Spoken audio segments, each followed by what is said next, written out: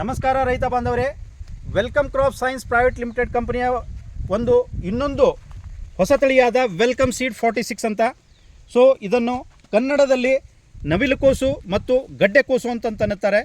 ಈ ನವಿಲುಕೋಸು ಮತ್ತು ಗಡ್ಡೆಕೋಸು ಇದರದ್ದು ವಿಶೇಷತೆ ಏನಂತಂದರೆ ನೋಡಿ, ಕೊಳೆ ಪ್ರಮಾಣ ಭಾಳ ಕಡಿಮೆ ಬರುತ್ತೆ ಮತ್ತು ಗಡ್ಡೆ ಶೇಪು, ಸೈಜು ಮತ್ತು ಕಲರು ಇದು ಯೂನಿಫಾರ್ಮಿಟಿ ಚೆನ್ನಾಗಿದೆ. ಮತ್ತು ಈ ಗಡ್ಡೆಯಲ್ಲಿ ಇನ್ನೊಂದು ವಿಶೇಷತೆ ಏನಂತಂತಂದರೆ, ಸೊ ಈ ಗಡ್ಡೆ ಭೂಮಿಯ ಮೇಲೆ ಬೇರಿನ ಪ್ರಮಾಣ ಜಾಸ್ತಿ ಇರುತ್ತೆ, ಕೆಳಗಡೆ ಬೇರು ಜಾಸ್ತಿ ಬಿಡುತ್ತೆ ಮತ್ತು ಜಮೀನಿನ ಮೇಲೆ ಬಂದು ಗಡ್ಡೆಯನ್ನು ಕಟ್ಕೊಳ್ಳುತ್ತೆ. ಹೀಗಾಗಿ ಗಡ್ಡೆ ಒಡೆಯುವುದು ಮತ್ತು ಕೊಳೆಯುವುದು ಬಹಳ ಕಡಿಮೆ.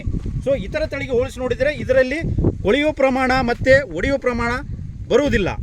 ಸೊ ಇದು ಒಂದು ಎಕರೆಗೆ 1 ರಿಂದ 1.5 kg ಬೀಜದ ಪ್ರಮಾಣವನ್ನು ಬೇಕಾಗುತ್ತೆ.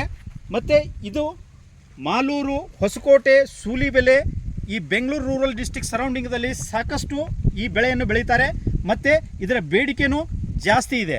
ಸೊ ಏಕೆ ಜಾಸ್ತಿ ಇದೆ ಅಂತಂತಂದರೆ, ಮಾರ್ಕೆಟಲ್ಲಿ ಇದರ ರೇಟು ಮತ್ತು ಬೇಡಿಕೆ ಜಾಸ್ತಿ ಇದೆ.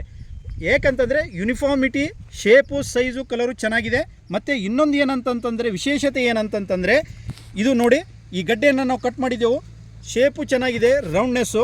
ಮತ್ತು ಇದರಲ್ಲಿ ಫೈಬರ್ ಕಂಟೆಂಟ್ ಇರುತ್ತೆ, ಇದು ಭಾಳ ಸ್ಲೋ ಆಗಿ ಡೆವಲಪ್ ಆಗಿರುತ್ತೆ ಈ ತಳಿಯಲ್ಲಿ. ಹೀಗಾಗಿ ಬಲಿಯುವುದ ಪ್ರಮಾಣ ಭಾಳ ಕಡಿಮೆ.